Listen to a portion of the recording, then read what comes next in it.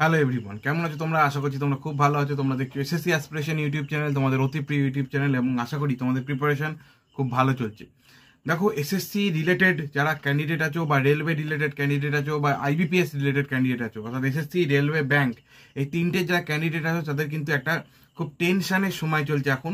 অনেকেই যদি বিষয়টা যদি না জেনে থাকো তাহলে আজকে জেনে যাবে, আর যারা জানো তারা কিন্তু অলরেডি খুব টেনসড অনেকেই। ব্যাপারটা কিন্তু একটা news paper cut out. News paper cut out আসার পর, মানে নিউজ পেপার কাট আউট না, এটা নিউজ আর কি, যেটা হিন্দিতে দৈনিক ভাস্কর বলে একটা নিউজ পেপার আছে, সেই নিউজ পেপারে পাবলিশ হয়েছে, এবং আমাদের বাংলায় বর্তমান যে আছে বর্তমান নিউজ পেপারে পাবলিশ হয়েছিল। এই বিষয়টা পাবলিশ হওয়ার পর থেকেই কিন্তু ক্যান্ডিডেটদের মধ্যে একটা খুব চিন্তার বিষয় চলে এসেছে, সেটা কি NRA CET নিয়ে, অর্থাৎ common eligibility test. Common eligibility test, এই যে বিষয়টা, অর্থাৎ ন্যাশনাল রিক্রুটমেন্ট এজেন্সি দ্বারা নেওয়া হবে কমন এলিজিবিলিটি টেস্ট। এর জন্য একটা যে প্রশ্ন সবার প্রথমে উঠে আসে সেটা হচ্ছে এসএসসি, আরআরবি এবং আইবিপিএস, এই যে তিনটে সংস্থা যারা কিনা স্টাফ সিলেকশন কমিশন অর্থাৎ সিজিএল, সিএইচএসএল, রেলের বিভিন্ন পরীক্ষা বা ব্যাংকের বিভিন্ন পরীক্ষাগুলো নেয়, সেই সংস্থাগুলো কি তাহলে উঠে যাবে? এই পরীক্ষাগুলো কি তাহলে আর হবে না? এবারে কি সম্পূর্ণটাই ওই NRA CETর মাধ্যমে পরীক্ষা দিতে হবে? এই চিন্তাটা কিন্তু সবার মাথায় আসছে। এই নিয়ে আলোচনা শুরু করার আগে তোমরা আগে কাট আউটটা দেখে নাও। কাট আউটটা এই যে রয়েছে, এই কাট আউটে পুরো বিষয়টা লেখা আছে। এইটা নিয়ে আজকে আমাদের ডিসকাশন হবে। হিন্দি কাট আউটটাও তোমরা দেখতে পাচ্ছ। এই যে কাট আউট, এই যে দুটো জিনিস আমি তোমাদের দেখালাম, এগুলো নিয়ে এবার বিস্তারিত আলোচনায় আজকে আমরা আসবো। দেখো, প্রথম কথা যদি বলি, NRA CETর যে গঠন, এটা কিন্তু হয়েছিল 2020 সালে, অর্থাৎ করোনার সময়, করোনা যখন চলছে, করোনা মহামারী, সেই সময় কিন্তু গভর্নমেন্ট এটাকে প্রপোজ করেছিল, এবং সেই সময়তেই এই সংস্থাটা তৈরি হওয়ার একটা প্রস্তাব সরকারের তরফ থেকে রাখা হয়েছিল, এবং তার কয়েকদিন বাদেই কিন্তু সরকার এই সংস্থাটা তৈরি করার জন্য একটা পার্লামেন্টারি কমিটি গঠন করেছিল, এবং সেই পার্লামেন্টারি কমিটির মানে পরবর্তীকালে রিপোর্ট পেশ করে, এবং সেই রিপোর্টের ভিত্তিতে কয়েকজন মেম্বার নিযুক্ত করা হয় এই কমিটিতে, এবং সেই অনুযায়ী একজন ডাইরেক্টর আছে, একজন চেয়ারম্যান আছে, এরকম করে কয়েকজন মোটামুটি 26 জন টোটাল একটা মেম্বার বডি এটা তৈরি করা হয়েছে। ঠিক আছে, NRA হেডকোয়ার্টার এখন বর্তমানে রয়েছে আমাদের দিল্লিতে, অর্থাৎ ন্যাশনাল রিক্রুটমেন্ট এজেন্সির হেডকোয়ার্টার বর্তমানে দিল্লিতে রয়েছে, এবং সেই দিল্লিতে টোটাল 26 জন মেম্বার রয়েছে। এবারে NRA CETর তৈরি করার মূল লক্ষ্য কী ছিল? NRA CET তৈরির মূল লক্ষ্য যেটা ছিল, দেখো, আমরা জানি আমাদের ভারতবর্ষে বিভিন্ন রিক্রুটমেন্ট এক্সাম হয়, সেটা রেলের রিক্রুটমেন্ট হতে পারে, সেটা SSC রিক্রুটমেন্ট হতে পারে, সেটা IBPS এর রিক্রুটমেন্ট হতে পারে। এরকম রিক্রুটমেন্ট মিলিয়ে এছাড়া আরও অনেক এজেন্সি আছে। বিশেষ করে যে এজেন্সিগুলো আমাদের সবার কাছে জানা, সেই এজেন্সিগুলো কিন্তু এইগুলো। আমি সেন্ট্রাল গভর্নমেন্টের জবের কথা বলছি। এছাড়াও টোটাল আমাদের সেন্ট্রাল গভর্নমেন্টের 20টা এজেন্সি আছে যারা কিন্তু রিক্রুটমেন্ট করে থাকে, সেন্ট্রাল গভর্নমেন্টের জন্য রিক্রুটমেন্ট করে থাকে। তবে প্রথম দিকে এই তিনটে এজেন্সিকে নিয়ে কথা হচ্ছে, সরকারের কাছেও এই তিনটে এজেন্সির নামই বারবার উঠে আসছে, তারাই এই তিনটে বিষয় নিয়ে কথা বলছে। এই 20টা এজেন্সি টোটাল যে এক্সাম, সেগুলোকে যদি আমরা একটা জায়গায় সাম আপ করি, তাহলে দেখা যাচ্ছে মোটমাট সারা বছর ধরে প্রায় 50টার কাছাকাছি এক্সাম কন্ডাক্ট হয়। 50টার কাছাকাছি এক্সাম, মানে 50 রকমের এক্সাম। আমি বলছি না কিন্তু ওই টায়ার 1 টায়ার 2 মিলিয়ে 50। আমি বলছি যেমন CGL এর একটা, তারপরে CHSL এর এরকম এক্সাম, এরকম মিলিয়ে টোটাল 50টা পরীক্ষা কিন্তু কন্ডাক্ট হয়। এবং এই যে পরীক্ষাগুলো কন্ডাক্ট হয়, এর জন্য কিন্তু গভর্নমেন্টকে একটা হিউজ অ্যামাউন্ট স্পেন্ড করতে হয়, একটা লেবার স্পেন্ড করতে হয়, এবং তাছাড়া কিন্তু প্রত্যেক ক্যান্ডিডেটের ক্ষেত্রেও এটা একটা হেডেকের বিষয় হয়ে দাঁড়ায়। তারাও কিন্তু এতগুলো পরীক্ষা, যেমন দেখো, অনেক ক্যান্ডিডেট থাকতেই পারে যে রেলের পরীক্ষাও দিচ্ছে, SSCর পরীক্ষাও দিচ্ছে, ব্যাংকের পরীক্ষাও দিচ্ছে। তার ক্ষেত্রে 3টে পরীক্ষা হ্যান্ডেল করা একটু কঠিন, এবং 3টে পরীক্ষার ক্ষেত্রে 3টে পরীক্ষার যে এক্সাম ফিজ, সেটা বেয়ার করাও একটা কঠিন ব্যাপার। তো এই জন্য গভর্নমেন্ট কিন্তু এটাকে একটা ছাতার তলায় নিয়ে আসতে চাইছে, এবং তার জন্য নতুন একটা এজেন্সি গভর্নমেন্ট তৈরি করেছে, যেটা আমি বললাম একটু আগে, যেটা নাম দেওয়া হচ্ছে NRA, অর্থাৎ ন্যাশনাল রিক্রুটমেন্ট এজেন্সি। এবং সেই NRA বছরে 2বার, গভর্নমেন্টের প্রপোজাল অনুযায়ী বছরে 2বার এই CET এক্সাম কন্ডাক্ট করবে। এই CET এক্সামের পুরো নাম কি? Common eligibility test. এটা কি করবে? এটা ওই যে পরীক্ষাগুলো বললাম যে 20টা এজেন্সি যে টোটাল 50টা এক্সাম নেই, এই টোটাল 50টা এক্সামে যে প্রিলিমিনারি সেকশনটা আছে, প্রিলিমিনারি বা টায়ার 1 সেকশন, সেটাকে রিপ্লেস করে দেবে। এই এতগুলো টায়ার 1 দেওয়ার বদলে কেবলমাত্র একটা টায়ার 1 দেবে। ঠিক আছে, এবার এখানেও একটা টুইস্ট আছে। আমরা জানি যে CGL যেমন একটা পরীক্ষা, এটা গ্র্যাজুয়েশন লেভেলের পরীক্ষা হয়, তেমনই NTPC আছে গ্র্যাজুয়েশন লেভেলের পরীক্ষা, তেমনই IBPS এর PO আছে গ্র্যাজুয়েশন লেভেলের পরীক্ষা। আচ্ছা, CHSL আছে কি আমাদের HS লেভেলের পরীক্ষা, MTS আছে কি মাধ্যমিক লেভেলের পরীক্ষা। অর্থাৎ আমরা দেখতে পাচ্ছি এডুকেশন কোয়ালিফিকেশনের উপর ভিত্তি করেও বিভিন্ন পরীক্ষার স্তর ভাগ করা থাকে। এই যে বিভিন্ন পরীক্ষার যে স্তর ভাগ রয়েছে, এই NRA CETর ক্ষেত্রেও সেই স্তর ভাগটা দেখা যাবে, অর্থাৎ বছরে 2বার করে পরীক্ষা হবে, কিন্তু বছরে দুবার পরীক্ষা, প্রত্যেকটা বার 3টে করে এক্সাম তোমরা দিতে পারবে। 3টে করে এক্সাম কি কি? গ্র্যাজুয়েশনের একটা, তোমার সিএইচ অর্থাৎ হায়ার সেকেন্ডারি একটা, এবং একটা হচ্ছে মাধ্যমিকের একটা, অর্থাৎ এইগুলো কোয়ালিফিকেশন অনুযায়ী তোমরা এক্সাম দিতে পারবে। এবং এই তোমরা একবার পরীক্ষা দিলে কি হবে, একবার পরীক্ষা দিলে তোমরা যে মার্কসটা পাচ্ছ সেই মার্কসটা 3 বছরের জন্য তোমার ভ্যালিড থাকবে। এটা নিয়ে ভয় পাওয়ার কিন্তু কিছু নেই। এর মানে এটা নয় যে তুমি একবার যদি খারাপ রেজাল্ট করে ফেলো 3 বছর তোমার সেই খারাপ রেজাল্টটাই থাকবে, না। তুমি এই 3 বছর, আগামী যে 3 বছর, মনে করো আমরা যে নিউজ কাট আউট করে দেখলাম, সেই নিউজ কাট আউট অনুযায়ী আমরা দেখতে পেলাম যে 2024 থেকে একটা সিইটি করানোর প্রবল সম্ভাবনা তৈরি হয়েছে। কেন তৈরি হয়েছে, কি বৃত্তান্ত, সেটা আমরা আসছি পরে। ধরো 2024 থেকে সিইটি স্টার্ট হয়ে গেল, তাহলে 2024-এ যে পরীক্ষাটা তুমি দিলে সেই পরীক্ষাটা রেজাল্ট, তুমি ধরো খুব ভালো রেজাল্ট করলে, সেই রেজাল্টটা তোমার 3 বছর ভ্যালিড থাকবে। কিন্তু এর মানে এটা নয় যে তুমি 2024 থেকে 27 এর মধ্যে আর পরীক্ষা দিতে পারবে না। এর মধ্যে যে 6টা এক্সাম হবে তোমার, মানে 318টা এক্সাম হবে। আমি ওই 3টে স্টেজের এক্সাম বছরে 2বার করে ক্যালকুলেট করলাম। এই যে এক্সামগুলো হবে, সেই এক্সামগুলোর প্রত্যেকটাই কিন্তু তুমি দিতে পারবে। এবং প্রত্যেক ক্ষেত্রে মনে করো এবারের পরীক্ষা, 2024-এর পরীক্ষার রেজাল্টটা তোমার খারাপ হয়ে গেল, কিন্তু 2025-এর যে পরীক্ষাটা হলো, বা 2024-এর সেকেন্ড এক্সাম যেটা হলো, সেটাতে মনে করো তোমার রেজাল্টটা খুব ভালো হলো, তুমি চাইছো সেই নাম্বারটাকে 3 বছর ধরে রাখতে, তুমি পারবে। সেটা সম্পূর্ণ স্বাধীনতা তোমার কাছে থাকবে, ঠিক আছে। এবং এক্ষেত্রে আরেকটা জিনিস মাথায় রাখতে হবে, যে এই যে স্কোর কার্ডটা দেবে, এই স্কোর কার্ডের ভিত্তিতে কিন্তু তোমরা পরবর্তী স্টেজে অ্যাপ্লাই করবে। এই পরবর্তী স্টেজটা কি সেটা আমি বলবো, একটু ধৈর্য ধরো। আরেকটা কথা বলে রাখি, আমাদের কিন্তু আজকে একটা গুড নিউজ আছে, এই ভিডিও শেষে কিন্তু একটা গুড নিউজ আছে রেলওয়ে রিক্রুটমেন্ট রিলেটেড। তো সেটা কিন্তু তোমরা দেখার জন্য অবশ্যই আর কি একটু ধৈর্য ধরে থাকো। আচ্ছা, এবার আমরা এই এনআরএ সিইটির কথা যেটা বলছি, সেই সিইটির ডেভেলপমেন্ট কি হয়েছে এতদিন পর্যন্ত। দেখো 2023 চলছে আমাদের, এটা 2023-এর 25শে এপ্রিল এনআরএ দপ্তরে একটা আরটিআই অ্যাপ্লাই করা হয়েছিল। সেই আরটিআই অনুযায়ী যে রিপ্লাইটা পাওয়া হয়েছে, সেটা দেখা যাচ্ছে যে ওই যে 26 জন মেম্বারকে অ্যাপয়েন্ট করা হয়েছে এখনো পর্যন্ত, কিছু ফান্ড অ্যালট করা হয়েছে গভর্নমেন্টের তরফ থেকে। আর যেগুলো হয়নি সেটা হচ্ছে, প্রথম কথা আমি 2023-এর 25শে এপ্রিল অনুযায়ী বলছি, এপ্রিলের আরটিআই অনুযায়ী বলছি, তারপরের কথা আমি পরে বলবো।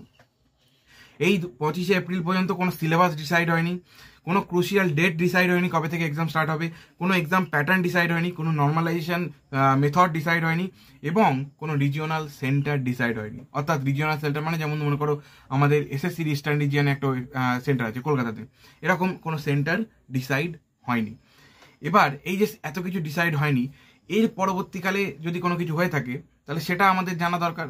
তার জন্য কিন্তু আরটিআই অলরেডি ফাইল করা হয়েছে, তার রিপ্লাই আসলে অবশ্যই তোমরা জানতে পারবে। তবে এই যে নিউজ কাট আউট, সেই নিউজ কাট আউট অনুযায়ী 2024 থেকে কিন্তু সিইটি হওয়ার একটা চান্স আছে। কেন চান্স আছে?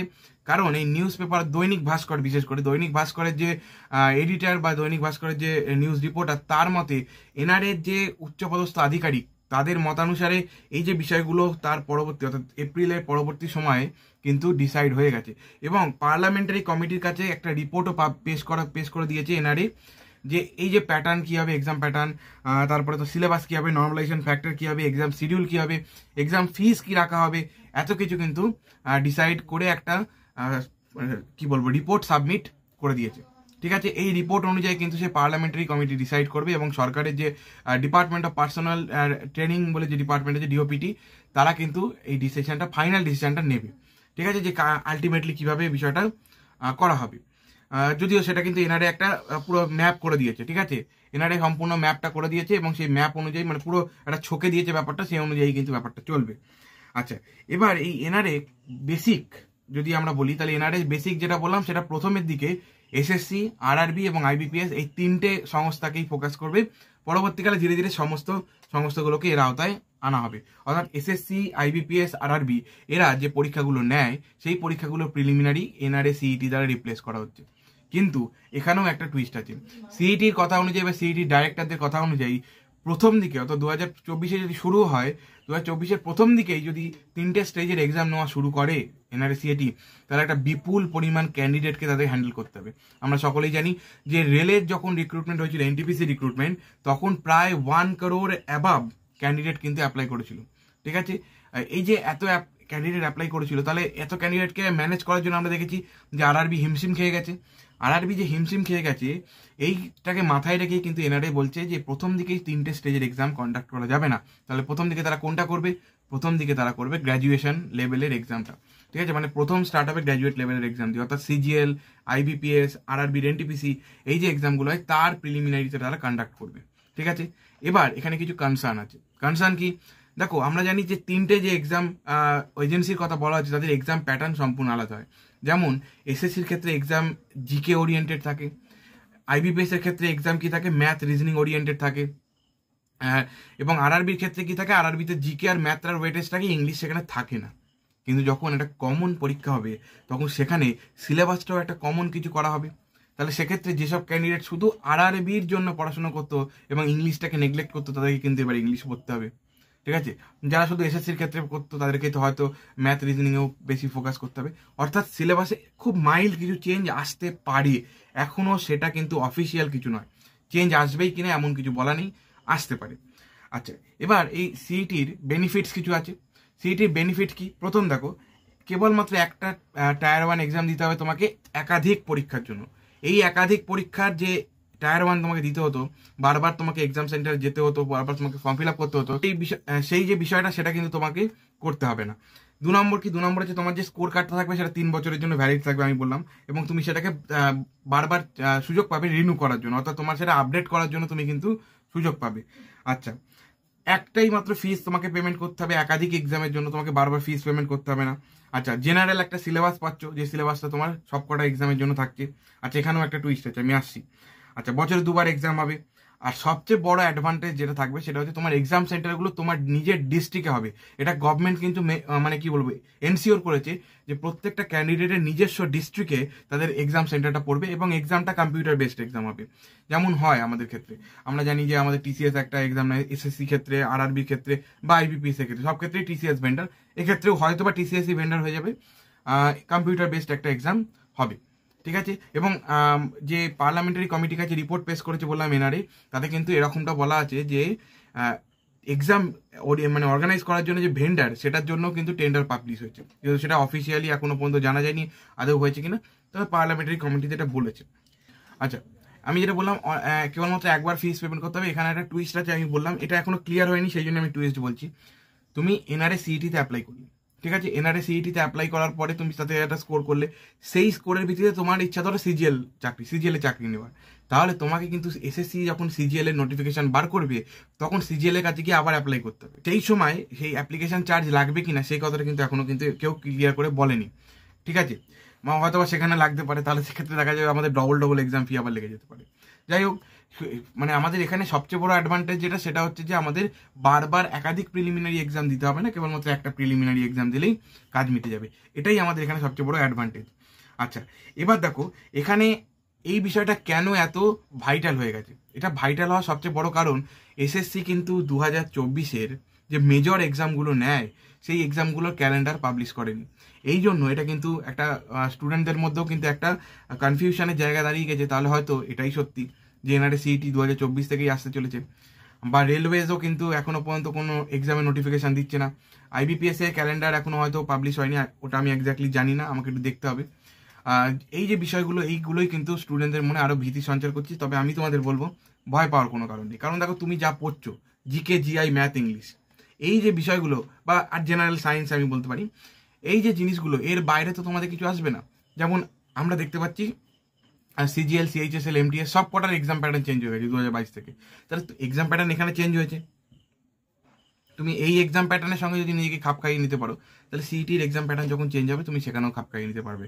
আর একটা জিনিস মনে রাখবে, যখন একটা হিউজ লেভেলে একটা হিউজ সংখ্যক স্টুডেন্টকে নিয়ে যখন গভর্নমেন্ট ভাবনা চিন্তা করছে, তখন সেখানে এমন কিছু সিলেবাস রাখবে না যাতে স্টুডেন্টরা প্রোটেস্ট করে। কারণ আমরা এর আগে দেখেছি অগ্নিবীরের প্রোটেস্ট, ঠিক আছে, সেই ক্ষেত্রে গভর্নমেন্ট কিন্তু বিষয়টাকে রিপেল করতে বা বিষয়টাতে রিফর্ম আনতে বাধ্য হয়েছিল, ঠিক আছে, বা আমরা দেখেছি আরআরবি গ্রুপ ডির আর কি প্রোটেস্ট, ঠিক আছে।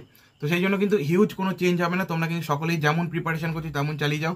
আর একটা জিনিস, যদি সিইটির কোনো এরকম সম্ভাবনা তৈরি হয়, গভর্নমেন্টের তরফ থেকে অফিসিয়াল যদি কোনো ডেট ডিসাইড হয়ে যায়, তাহলে সময় থাকতে তোমাদেরকে জানিয়ে দেওয়া হবে, গভর্নমেন্টের তরফ থেকে সময় থাকতে তোমাদেরকে ইনফর্ম করা হবে। এখনো পর্যন্ত আমি যতটুকু নিউজ পেয়েছি বা যতটুকু আমি ইনফরমেশন কালেক্ট করতে পেরেছি, তাতে কিন্তু এনআরএর নিজস্ব কোনো ওয়েবসাইটও এখনো তৈরি হয়নি। তাই তোমাদের এই বিষয়ে মাথা খারাপ করার কিছু নেই, তোমরা যেমন প্রিপারেশন করছো তেমন প্রিপারেশন করো। আর সিইটি যদি আসে তাহলে নিশ্চিন্তে তোমরা তার জন্য ক্যাপাবেল হয়ে যাবে, ঠিক আছে, কারণ আমরা সকলেই কিন্তু যুগের সঙ্গে নিজেদেরকে পরিবর্তন করে ফেলতে পারি এবং সিলেবাসের সঙ্গেও নিজেদেরকে খাপ খাইয়ে নিতে পারি, তাই সেটা নিয়ে চিন্তা করার কিছু নেই।